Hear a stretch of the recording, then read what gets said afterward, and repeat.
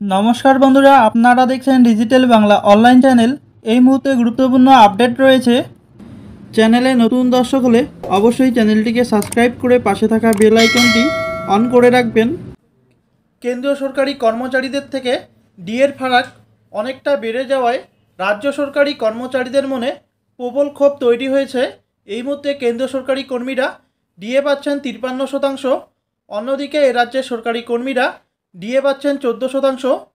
কেন্দ্রীয় ও রাজ্য সরকারি কর্মচারীদের মধ্যে ডিএর ফারাক রয়েছে 39%। এই পরিস্থিতিতে মুখ খুললেন সংগ্রামী যৌথ মঞ্চের কনভেনর ভাস্কর ঘোষ এবং ডিএ নিয়ে কি বার্তা দিলেন দেখুন সরাসরি। বিষয়টা তো নিশ্চয়ই সকলের কাছে এখন জ্ঞাত হয়েছে। মহার্ঘ ভাতা নিয়েই কথা বলছি। কর্মচারীদের অধিকার ততক্ষণই জেগে থাকে যতক্ষণ কর্মচারীরা জেগে থাকেন। 2023-24 আমরা জেগেছিলাম, আমাদের অধিকারও জেগেছিল।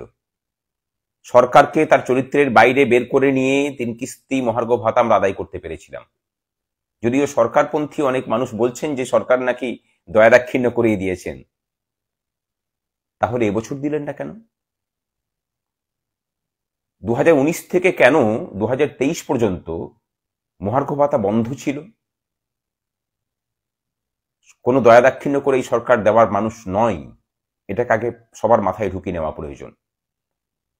আমরা যে জেগে আছি, আমাদের অধিকার যে আমাদের কাছ থেকে কেড়ে নিতে পারেনি সরকার, এই আন্দোলন যে এখনো শেষ হয়নি তার জানান দিতে আগামী 27 তারিখ কর্মচারী আন্দোলনের লজ্জার 2 বছর আমরা পূর্ণ করেছি শহীদ মিনারের পাদদেশে।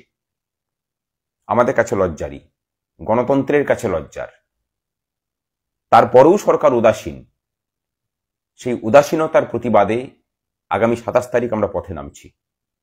এই রাজ্যের প্রত্যেকটা অফিসের যারা অধিকর্তা আছেন, প্রত্যেকটা উচ্চ বিদ্যালয়ের যারা শিক্ষক শিক্ষিকা প্রধান শিক্ষক আছেন, বিশেষ করে বা টিআইসি আছেন, প্রত্যেক প্রাথমিক স্কুলের যারা শিক্ষক শিক্ষিকা আছেন, অঙ্গনওয়াড়ি কর্মচারী আছেন, অন্যান্য অফিসের যারা কর্মী আছেন, তাদের প্রত্যেকের কাছে অনুরোধ, আপনারা আসতে না পারলে আপনাদের সহকর্মীদের আপনাদের দাবি দেওয়ার অধিকারের অর্জনের জন্য পাঠান, আপনাদের প্রতিনিধি হিসেবে পাঠান। চলুন সকলে নামি। চাপ পড়লে সরকার কিন্তু বিধানসভার আগামী যে বাজেট সেশন আছে সেই সেশনে মহার্ঘ ভাতা ঘোষণা করতে বাধ্য হবে। অন্যথায় সামনে কিন্তু গাজরি ঝুলবে বকেয়া ডিএর। আজকের দিনে যখন দাঁড়িয়ে আছি তখন কেন্দ্র ধরে নিতে পারেন যে 3 থেকে 4% আরো মহার্ঘ ভাতা ঘোষণা করেছে বা করবে, লাগু হয়ে যাবে 1 তারিখ থেকেই। তার মানে বকেয়ার পরিমাণ 39% থেকে বেড়ে মিনিমাম 42 থেকে 43% গিয়ে পৌঁছাবে। এরপরেও আমরা নির্বিকার থাকব?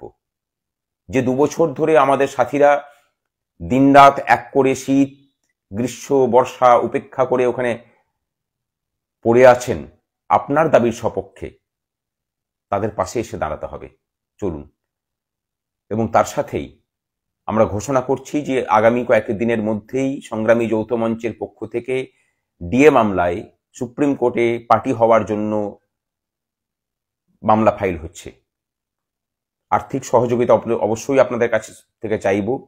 তার জন্য নতুন অ্যাকাউন্ট খোলা হয়েছে স্টেট ব্যাংক অফ ইন্ডিয়াতে। সেই অ্যাকাউন্ট নাম্বার আমরা খুব তাড়াতাড়ি দিয়ে দিচ্ছি। শুধু ডিএ কেসের জন্য নয়, বিগত 1টা বছর ধরে অসংখ্য কেসে আমাদেরকে জর্জরিত করে রেখেছে সরকার। তার খরচ চালানো, মঞ্চের দৈনন্দিন খরচ চালানোর জন্য আপনাদের অর্থ সাহায্যের প্রয়োজন। সকলে একটু হাত বাড়িয়ে দিন।